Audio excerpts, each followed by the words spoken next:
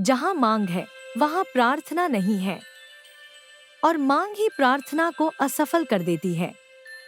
आपके द्वारा उद्धृत विचार में एक गहरी आध्यात्मिक सच्चाई व्यक्त की गई है। यह अवधारणा प्रार्थना की सच्ची प्रकृति और उसके प्रभाव को समझने में मदद करती है। मांग और प्रार्थना का अंतर। प्रार्थना और मांग के बीच एक मौलिक अंतर होता है। जब हम प्रार्थना करते हैं और उसमें कोई मांग जोड़ते हैं, तो यह परमात्मा के साथ हमारे संबंध को एक व्यापारिक लेनदेन की तरह बना देता है। इसमें हम कुछ पाने के उद्देश्य से कुछ देने की कोशिश करते हैं। यह आत्मिक संबंध को कमजोर कर देता है और प्रार्थना को असफल बना देता है।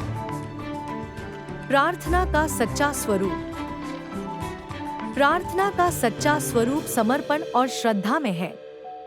इसमें कोई मांग या शर्त नहीं होती, केवल प्रेम और विश्वास होता है। जब हम बिना किसी अपेक्षा के खाली हाथ और खुला दिल लेकर परमात्मा के सामने खड़े होते हैं, तब हम सच्ची प्रार्थना करते हैं। यह एक ऐसी अवस्था है जहां हम अपने अहंकार, इच्छाओं और अपेक्षाओं को त्याग देते हैं और पूर्ण रूप से समर्पण कर देते हैं। प्रार्थना का फल। जो व्यक्ति बिना किसी मांग के प्रार्थना करता है, वही सच्चे अर्थों में परमात्मा का अनुभव करता है। ऐसा व्यक्ति खाली हाथ नहीं लौटता, बल्कि आत्मिक शांति, संतोष और प्रेम से भरा हुआ लौटता है। यह आंतरिक समृद्धि और आनंद ही प्रार्थना का वास्तविक फल है। मांग और असफलता।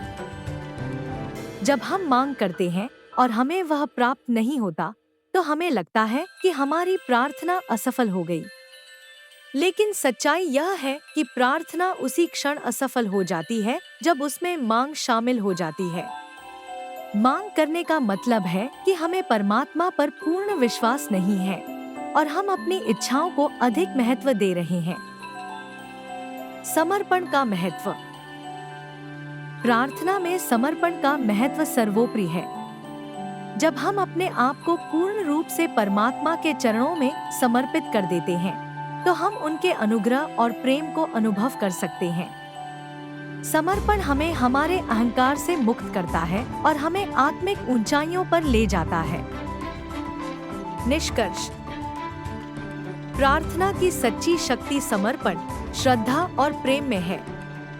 मांग और अपेक्षाओं को त्याग कर जब हम खुली और सच्ची भावना से प्रार्थना करते हैं, तभी हम परमात्मा के अनुग्रह का अनुभव कर सकते हैं।